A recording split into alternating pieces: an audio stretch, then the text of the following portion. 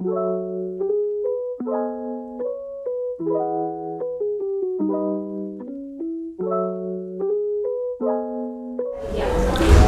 di praktek itu biasanya yang paling yang paling sering terjadi adalah gigi lubang ya.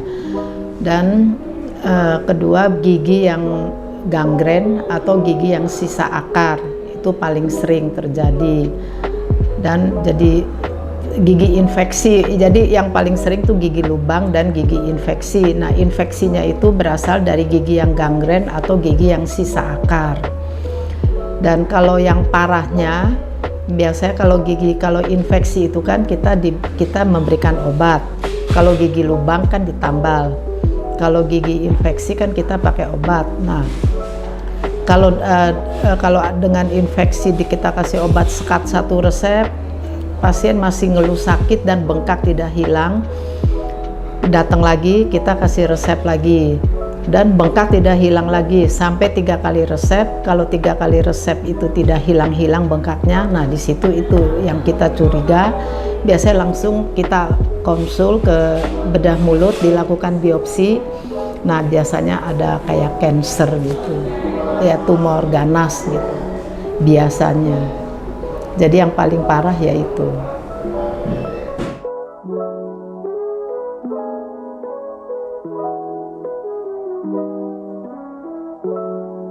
Sebenarnya kan karena semua susunan saraf pusat kita kan bermuaranya di otak ya, dan otak itu kan ada di kepala kan.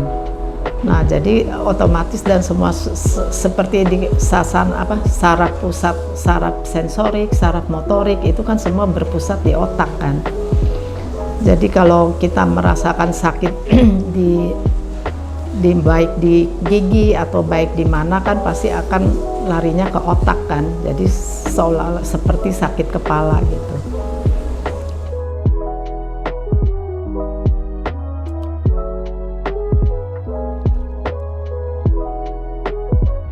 Kalau gigi itu lubangnya sudah sampai mengenai rongga saraf, itu akan kan sakit sekali nyut-nyutan. Nah, itu akan otomatis sakit kepala. Dan kalau lubangnya masih taraf-taraf permukaan aja biasanya nggak ada rasa sakit ya, linu biasa. Nah, kalau udah mengenai saraf baru. Dan yang kedua, kalau infeksi itu masih peradangan, belum parah sekali ya kan, kita juga sakitnya hanya sedikit. Nah, kalau udah infeksinya parah ya pasti akan otomatis sakit itu akan lari ke kepala, iya kan.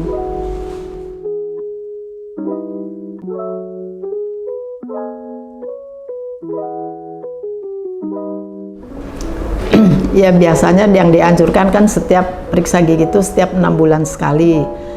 Tapi kalau pasien itu pernah ke dokter gigi dan dia mengikuti instruksi dokter gigi, yang dokter gigi itu bilang bahwa harus melakukan perawatan yang bagaimana yang diinstruksikan, dan dia betul, biasanya ya mau 1 tahun apa juga nggak apa-apa. Jadi kecuali kalau dia memang sama sekali tidak pernah mau merawat gigi, ya harus 6 bulan sekali.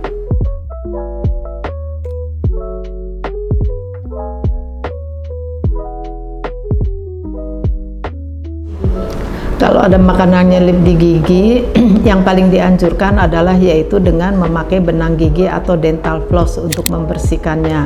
Karena kalau pasien sering memakai tusuk gigi, biasanya kan nanti disodok-sodok itu, nah itu akan merusak gusi. Ya, jadi yang paling betul dengan benang gigi atau dental floss.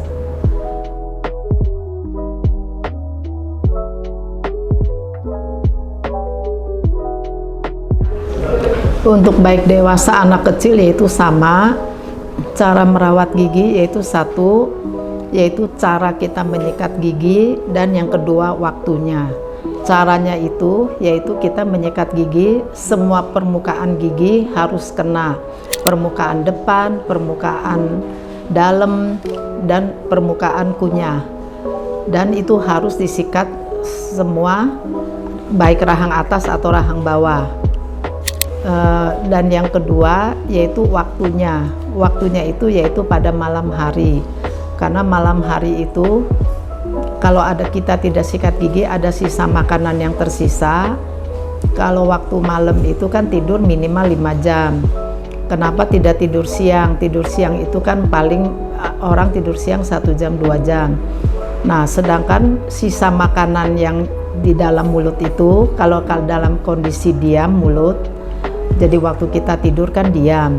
Nah, setelah 2 jam sisa makanan itu akan bereaksi dengan asam di dalam mulut kita.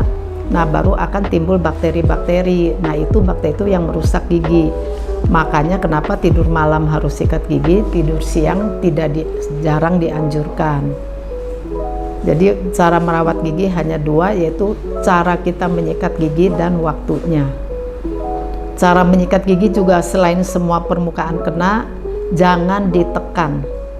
Cara menyikatnya itu jangan ditekan.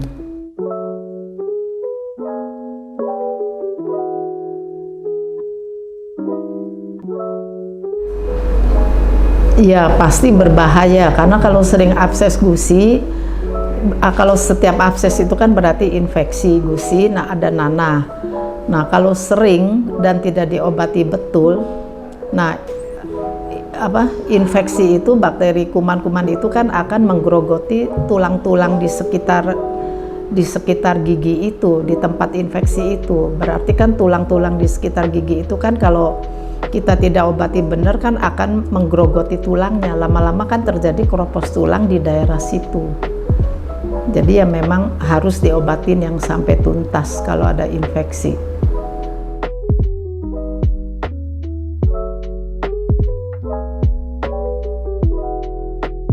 Oh, adalah kalau dengan biasanya di behel juga, kalau lengkungan gigi itu ukurannya lebih lebar dari ukuran giginya kan nanti kita hitung. Itu biarpun di behel, nanti waktu behel rapat, setelah behel dilepas akan relapse lagi.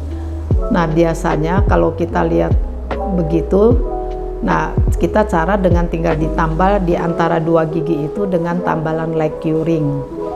Jadi setiap gigi ditambal satu sisinya jadi sehingga rapat gitu aja bisa. Sekarang kita seumpama mulut udah bersih di scaling, kok masih bau, itu mesti kita lihat ada gigi yang lubang enggak. Kalau gigi yang lubang ada, pasti juga itu kan akan nyelip makanan, didiamkan berhari-hari, apalagi berminggu-minggu berbulan, pasti akan menimbulkan bau mulut. Nah setelah gigi berlubang ditambal masih ada bau mulut, kita lihat juga ada sisa akar enggak. Gigi ada sisa akar atau ada gigi yang busuk. Nah itu juga menyebabkan bau mulut.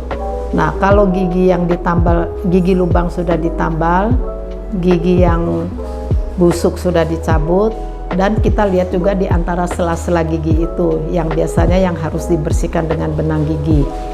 Nah kalau sudah di scaling, sudah ditambal, gigi busuk sudah dicabut, sela-sela gigi sudah dibersihkan dan masih bau mulut, nah baru kita curiga dari asam lambung biasanya. Jadi bagi orang yang punya sakit mah, nah jadi asam lambungnya pas lagi dia keluar, oh itu, nah itu juga menyebabkan hawa mulut yang gak enak.